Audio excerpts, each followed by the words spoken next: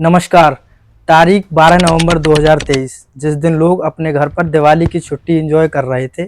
लगभग सुबह 5:30 बजे 12 नवंबर 2023 को उत्तराखंड के जिले उत्तरकाशी में राष्ट्रीय राजमार्ग 134 को जोड़ने के लिए सिलक्यारा बाराकोट सुरंग में एक बहुत ही बड़ा हादसा हो गया, यानी कि लैंडस्लाइड हो गई और 41 मजदूर उसके अंदर फंस गए। इन बहादुर मजदूरों को ये बिल्कुल भी नहीं पता था कि हमारी दिवाली की रात जिंदगी और मौत के खेल के बीच इस सुरंग में गुजरेगी, और इन्हें बिल्कुल नहीं पता था कि 17 दिनों तक हम इस सुरंग में फंसे रहेंगे। धीरे धीरे ये खबर पूरे देश में आग की तरह फैल गई।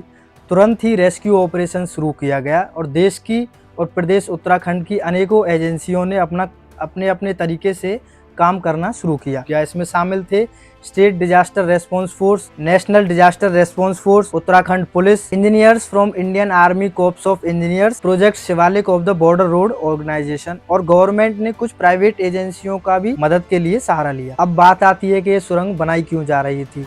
यह सुरंग 4 धाम महामार्ग परियोजना के अंतर्गत बनाई जा रही थी। 4 धाम महामार्ग परियोजना का शिलान्यास हमारे देश के प्रधानमंत्री श्री नरेंद्र मोदी जी ने 27 दिसंबर 2016 को परेड ग्राउंड देहरादून से किया। 4 धाम रोड प्रोजेक्ट की शुरुआत इसलिए की गई थी ताकि उत्तराखंड में स्थित चारों धामों को एक रोड से जोड़ा जा सके और श्रद्धालु आसानी से चारों धामों के दर्शन कर सके। इनमें थे गंगोत्री, यमुनोत्री, केदारनाथ, बद्रीनाथ। ये पूरा प्रोजेक्ट लगभग 889 किलोमीटर लंबा था। जुलाई 2023 तक लगभग 600 किलोमीटर का काम पूरा हो चुका था। इस प्रोजेक्ट की कॉस्ट लगभग 12,000 करोड़ बताई गई थी। इस प्रोजेक्ट के माध्यम से उत्तराखंड सरकार चारों धामों को जोड़ने वाली छोटी छोटी सड़कों को राष्ट्रीय राजमार्ग 134 से जोड़ना चाहते थे, क्योंकि श्रद्धालु किसी भी मौसम में किसी भी प्रकार से आसानी से अपने तीर्थ स्थलों के दर्शन कर सकें। Navyug engineering construction limited company इस सुरंग को बना रही थी। इस टनल की लंबाई लगभग 4.5 किलोमीटर थी और इस टनल को बनने के बाद यमुनोत्री से धारासू तक का रास्ता 20 किलोमीटर छोटा हो जाता, यानी कि श्रद्धालु और आम लोग आराम से 20 किलोमीटर की यात्रा कम करके समय से पहले वहां पहुंच सकते थे। यह हादसा 12 नवंबर 2023 वर्करों की शिफ्ट बदलने के दौरान हुआ था। टनल का काम सिलक्यारा और बाराकोट दोनों तरफ से चल रहा था। सिलक्यारा की तरफ से लगभग 2 से 2.5 किलोमीटर तक टनल का काम पूरा हो चुका था। लैंडस्लाइड लगभग सिलक्यारा के मेन एंट्रेंस पॉइंट से 200-250 मीटर अंदर हुई थी। लैंडस्लाइड होने के बाद 60 मीटर लंबा मलबा टनल के अंदर जम गया था। एक जियोलॉजिस्ट की टीम उत्तराखंड सरकार की तरफ से साइट पर भेजी गई, यह जानने के लिए कि आखिर यह घटना हुई क्यों थी।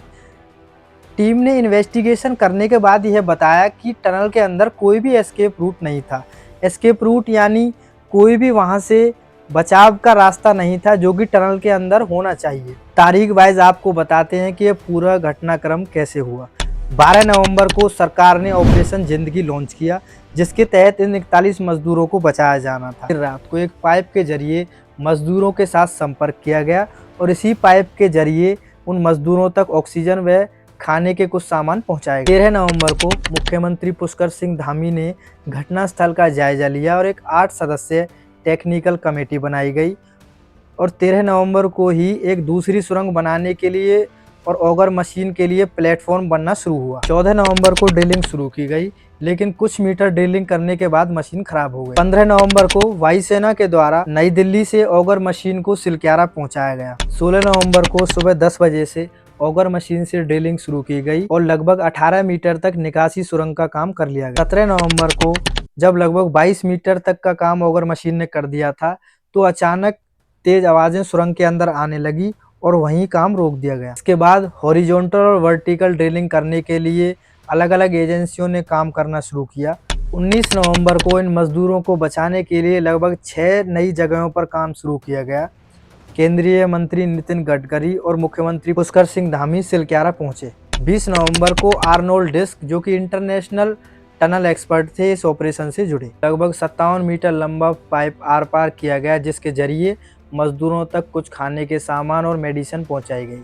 इसी तारीख को 2 स्थानों को सुनिश्चित किया गया जहां से वर्टिकल ड्रिलिंग शुरू करनी थी और बाराकोट की तरफ से भी टीएचडीसी ने सुरंग बनाने का काम शुरू कर दिया था। 21 नवंबर को अंदर फंसे मजदूरों की पहली वीडियो सामने आई और यह सुनिश्चित किया गया कि सभी मजदूर एकदम सेफ हैं। और ऑगर मशीन से एक बार फिर ड्रिलिंग शुरू की गई और टीएचडीसी ने भी बाराकोट की तरफ से लगभग 8 से 10 मीटर की सुरंग बना ली। समय लगातार बीतता जा रहा था और अंदर फंसे मजदूरों के परिजनों ने भी हंगामा शुरू कर दिया था। 22 नवंबर को ऑगर मशीन द्वारा लगभग 47 मीटर का काम पूरा कर लिया था और तभी मशीन खराब हो गई। 45 मीटर तक ही ड्रिलिंग का काम पूरा किया जा सका।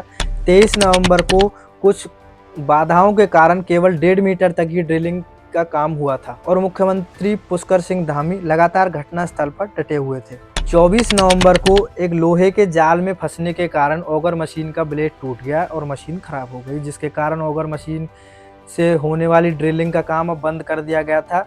सरकार लगातार मंथन कर रही थी कि वर्टिकल ड्रिलिंग की जाए या फिर कोई अन्य तरीका अपनाया जाए जिससे कि श्रमिकों को, मजदूरों को जल्दी से जल्दी निकाला जा सके। 24 नवंबर को ही मैनुअल ड्रिलिंग का निर्णय लिया गया था। 25 नवंबर को ऑगर मशीन को अनेकों पार्टों में काटकर बाहर निकालने का काम चल रहा था। 28 नवंबर को लगभग 8 से 10 रेत माइनर्स को झारखंड से बुलाया गया।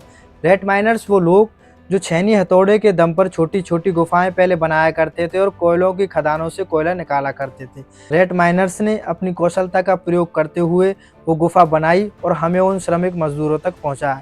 लगभग रात के 9 बजे उत्तराखंड सरकार ने यह कन्फर्म किया कि 41 के 41 मजदूरों का रेस्क्यू कर लिया गया है और सभी एकदम सेफ हैं। सीएम पुष्कर सिंह धामी ने और प्रधानमंत्री नरेंद्र मोदी ने देश की जनता का धन्यवाद किया, क्योंकि सभी लोगों की दुआएं इनके साथ थी। और सबसे ज़्यादा धन्यवाद किया उन रेत माइनर्स का जिन्होंने अपनी कौशलता का प्रयोग करते हुए 10 मीटर लंबी गुफा बनाने में मदद करी और उन श्रमिकों तक हमें पहुंचाया। ऐसी और नई कहानियां सुनने के लिए मंथन स्टोरीज के साथ बने रहिए और इस चैनल को ज़्यादा से ज़्यादा सब्सक्राइब करें। वीडियो को लाइक और शेयर करना ना भूलें।